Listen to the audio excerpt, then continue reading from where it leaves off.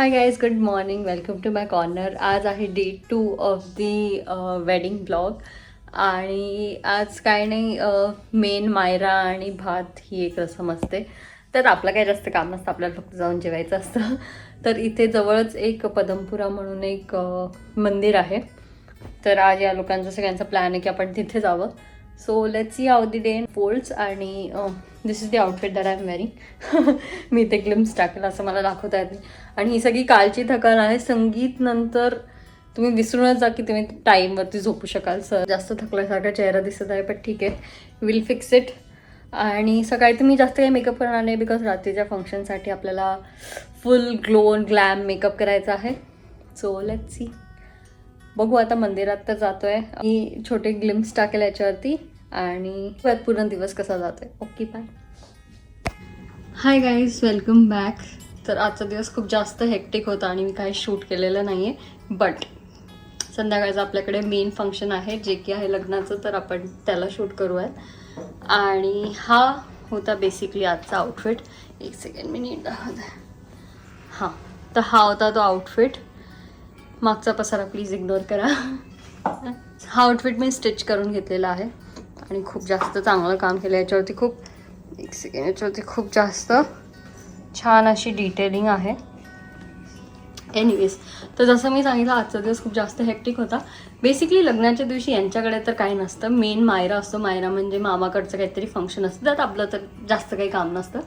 So आम्ही मंदिरात गेलो, मग नंतर रिलेटिव्स वगैरे इकडचे सगळे कवर केले. आणि आत्ता आय थिंक 8 वाजलेले आहेत. तर 8 वाजता आपण आता रेडी व्हायला सुरुवात करतोय. 7चा 12चा टाईम असतो, but weddings, north Indian weddings. So let's get ready and I will see you in the wedding. High guys, welcome back. तर आपण तयार होत आहे आता मेन फंक्शनसाठी, जे की आहे रिसेप्शन. रिसेप्शनसाठी मी एक व्हाईट लेहंगा घालते आहे. आणि रोजच मी काही ना काहीतरी आय मेकअप करते. तर मी विचार करते की यावेळेस व्हाईट लेहंगा आहे, तर पॉप ऑफ कलरसाठी रेड लिपस्टिक लावावा.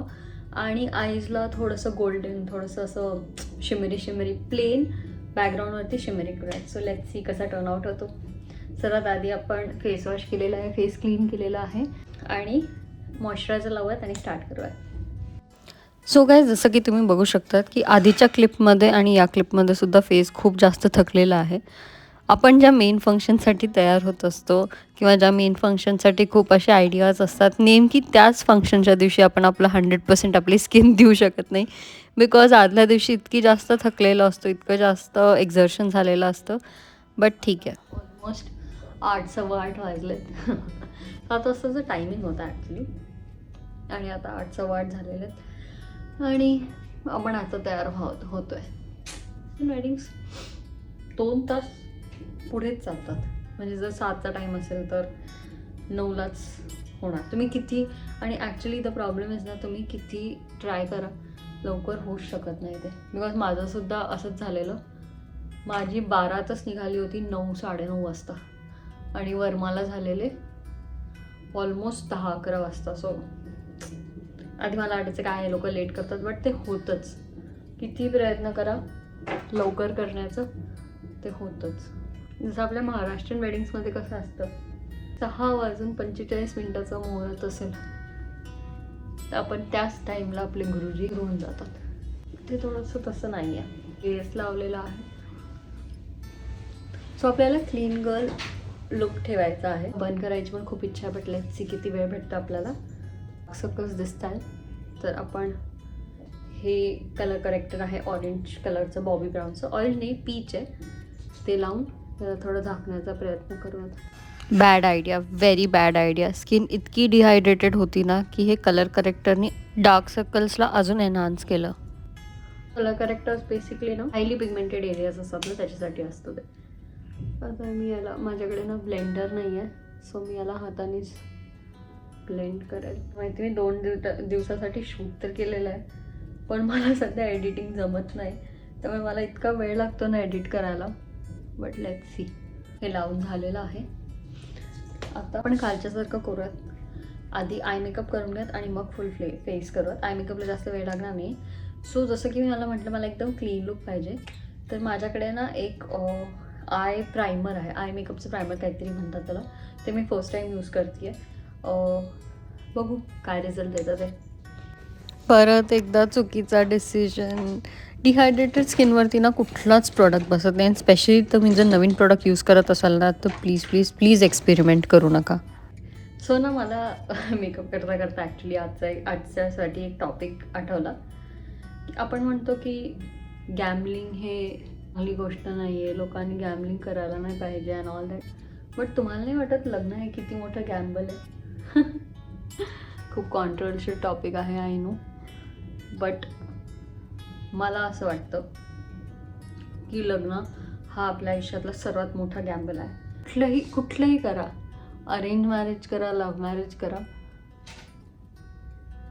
लव्ह मॅरेजमध्ये एवढा एक फायदा असतो की तुम्हाला माहिती असतं की तुम्ही काय बेट लावताय. हां, ते लग्नानंतर कसं टर्नआउट होईल ते तुमच्या लकवरती आहे, बट ॲटलिस्ट यू नो की तुम्ही कशावरती बेट करताय.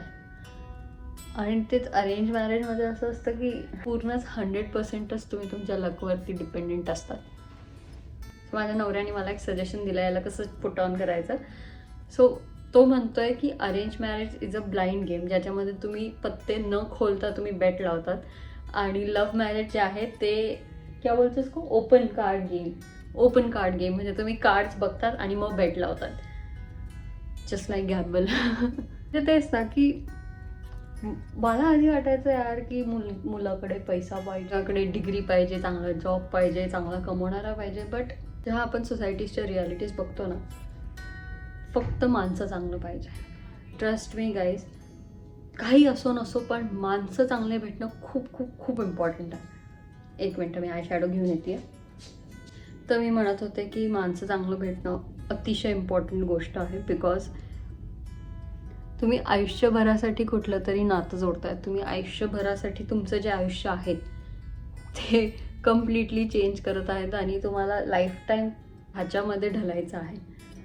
आणि त्या जर्नीमध्ये तुम्हाला ट्रॅव्हल करण्यासाठी तुमच्यासोबत जर लोक चांगले नाही आहेत तर काय पॉईंट आहे ना. नवरा चांगलं भेटणं तर इम्पॉर्टंट आहेच, बट त्याच्यासोबतच त्याची फॅमिली पण भेटणं खूप इम्पॉर्टंट आहे. चांगली भेटणं. मुलाकडे किती जरी पैसा असेल, किती जरी काय असेल, but if he is not kind, if he doesn't ask your parents, if he doesn't consider your things और if he doesn't consider your parents, तर मग काय फायदा आहे ना. आयुष्यभर काय, ज्या मुलासाठी इतकं सगळं आपण हे करून जातो आणि तो आपल्यालाच विचारत नाही, आपल्या घरच्यांनाच विचारत नाही आहे, तर मग त्या लग्नाचा फायदा काय. अरे काय लागलं. तर मी जस्ट एक एक्झाम्पल देते की लग्नांमध्ये आजकाल काय होतं ना, पोरीने सुद्धा हा विचार ॲक्च्युली करायला पाहिजे की तुम्ही जिथे लग्न करतायत ना, you have to make sure की ती फॅमिली तुमच्या पण फॅमिलीची तेवढीच रिस्पेक्ट करेल जेवढी तुमची फॅमिली त्या फॅमिलीची रिस्पेक्ट करते. मला एक सांगू का, अंदर की बात, प्रेम वगैरे काहीच नसतं. खरंच काय नसतं. म्हणजे मी तो लाडू खाल्लेला आहे म्हणून मी सांगू शकते. एक पॉईंट नंतर ना प्रेम वगैरे काय राहत नसतं. जे राहतं ना ती माणुसकी आणि त्या माणसाचे गुण, बस तेवढंच राहतं. त्याच्यामुळे लग्न करताना तुम्ही सुद्धा हे बघून करायला पाहिजे की तो माणूस कसा आहे. हे नाही की तुमचं त्याच्यावरती किती प्रेम आहे. हां, त्याचं तुमच्यावरती किती प्रेम आहे हे तुम्ही नक्की बघा, पण जर तुमचं त्याच्यावरती जास्त असेल ना, गर्ल्स तुम्हाला विचार करण्याची गरज आहे. त्यामध्ये ना आजच्या लुकसाठी विजन तर आहे, पण मला असं वाटतं की माझी स्किन थोडंसं माझं पोपट करणार आहे. बिकॉज थोडंसं मेकअप बसत नाही. आज 2 दिवस इतके उथापती केलेत, रात्री 4-4 वाजता झोपलो आहेत. कसं स्किन तरी साथ देणार आहे. But anyways will try our best because trust the process. आपण बोलत होतो लग्नावरती. मुलींनो, प्लीज प्लीज प्लीज मुलाचं नेचर आणि मुलांच्या घरच्यांचं नेचर बघून लग्न करा. बाकी काही गोष्टी मॅटर करत नाही. आपण बाकी काही पण अचीव करू शकतो, पण माणसं बदलू शकत नाहीत, माणसांचं नेचर बदलू शकत नाहीत. मला ना थोडंसं ड्यूई ग्लोईंग असा बेस पाहिजे होतं, त्याच्यामुळे मी हे जे मॅकचं स्ट्रोब क्रीम हे लावते. आय नो हे मला ना आधीच लावायला पाहिजे होतं, बट ठीक आहे, better late than never. Late than नेवरवरून आठवलं, लग्न करा, शिरा का असे ना, लग्न करा, पण चांगल्या लोकांशी करा. ठीक आहे, आपण आपला थोडासा फेस फिक्स केलेला आहे. ही घाई चालू असते ना लास्ट मोमेंटवरती. खरंच किती लवकर हे करण्याचा प्रयत्न करा. तसं आम्ही काय लवकर तयार नाही झालो, बट स्टील मी जो टाइम स्पेंड घेऊन चालले होते त्याच्यापेक्षा तर मला लेटच होत आहे. विचार करते की जास्त ब्लश पण असा नाही लावावा, because I want the lipstick to be the statement today. मला वाटत असेल की हे मी खूप अजीब दिसते, but no, trust the process. Huda ब्युटीची सेटिंग पावडर आहे, त्याने आपण थोडेसे हे ऑइलीनेस जे आहे, जे खड्डे दिसतात त्याला बुजवूयात.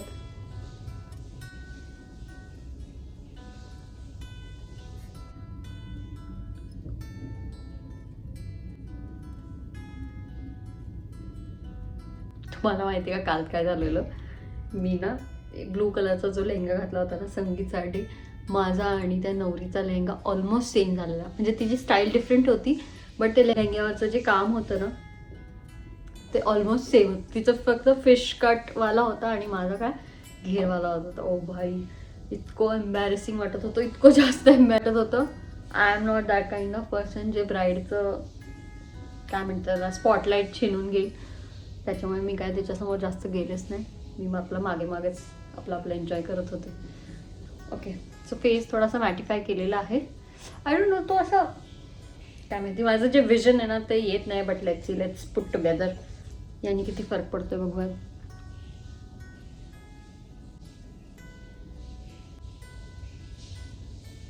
ब्राईट रेड असा शेड नाही आहे, सो लेट्स सी. हा मी ट्राय करते if this gives a look. मला असं चटाक लाल कलर पाहिजे. ओके, चटाक लाल आपल्याला चांगला पण दिसत नाही guys. Brick red, I think this will do. हा कलर आणि माझ्या बॅगचा कलर मॅच व्हायला पाहिजे गाईज. ओके, लेट होतोय, सो मेकअप ऑलमोस्ट डन आहे. मी याच्यावरती लास्टमध्ये ते कॉम्पॅक्ट पावडर लावेन आणि याला अजून थोडंसं सेट करेन. बघूयात कसा टर्नआउट होतो. जर वाटलं तर थोडेफार चेंजेस करेल, कारण की मला तर इतका चांगला वाटत नाही. बट लेट्स सी आउटफिट घातल्यावरती कसा टर्नआउट होतो त्याच्यावरती आपण बघूयात.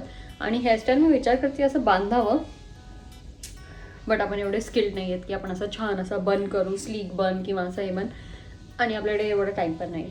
सो लेट्स सी गाईज, मी हेअरस्टाईल आउटफिट घालून येते आणि मग तुम्हाला फायनल आउटफिट दाखवते.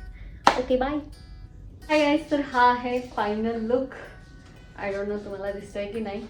सो हा व्हाईट लेहंगा आहे आणि त्याच्यावरती पॉप ऑफ कलर म्हणून मी रेड बॅग घेतलेली आहे. कुंदन, आय थिंक याला कुंदन म्हणतात, कुंदनची ज्वेलरी.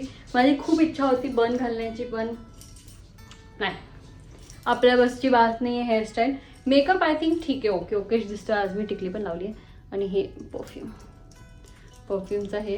बट एनिवेज, तर हा आहे फायनल लुक. मला नक्की सांगा कसा वाटला. मला आता फंक्शनमध्ये घेऊन जाईल माझ्यासोबत. छान असतात फंक्शन्स नॉर्थ इंडियनचे, थोडेसे फक्त लेट असतात. But let's see. हे थोडं चप्पू वाटतंय काय, आय डोंट नो. एनिवेज, आपण ह्याच्यासोबतच जातोय. मी ते पिन लावलेली आहे, असा दुपट्टा घेतलेला आहे.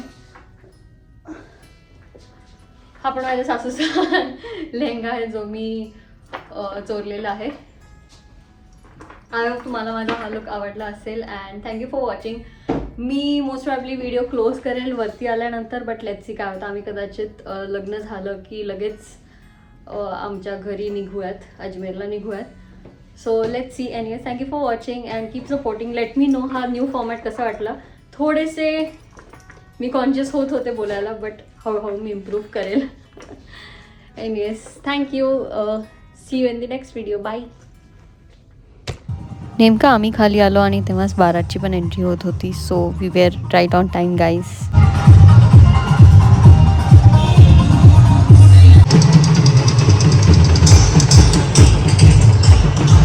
हे होतं लग्नाचं डेकोर, फुल रेड रॉयल थीममध्ये केलेलं.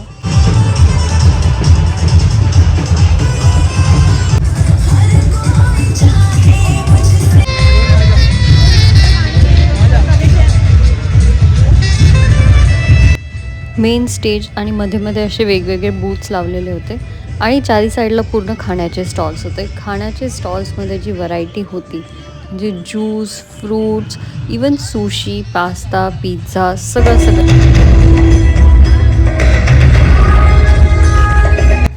थोडं खाऊन झालं की लगेचच ग्रूमची एंट्री स्टार्ट झाली.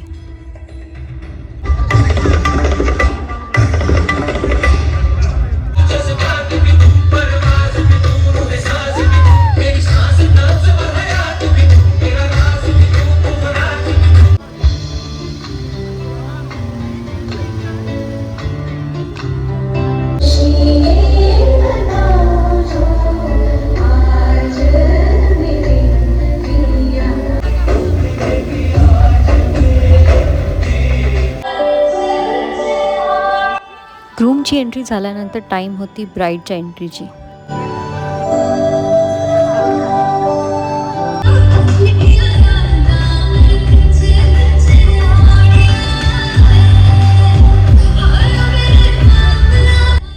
एकदम नॉस्टॅल्जिक फील होत होतं. खरं सांगू का, मला तर ना माझ्याच लग्नाची आठवण आली हे सगळं बघून.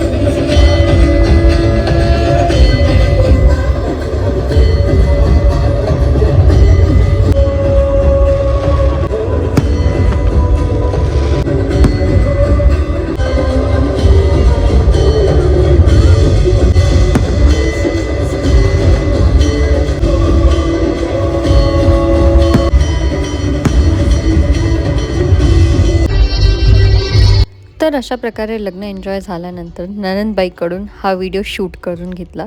तर हा होता आजचा फुल लुक. तर अशा प्रकारे अजून थोडेसे व्हिडिओज काढले आणि लगेचच निघायची घाई झाली. हा व्हिडिओ आवडला असेल तर नक्कीच मला कमेंट्समध्ये सांगा. Please subscribe to our corner. Thank you for watching. Bye.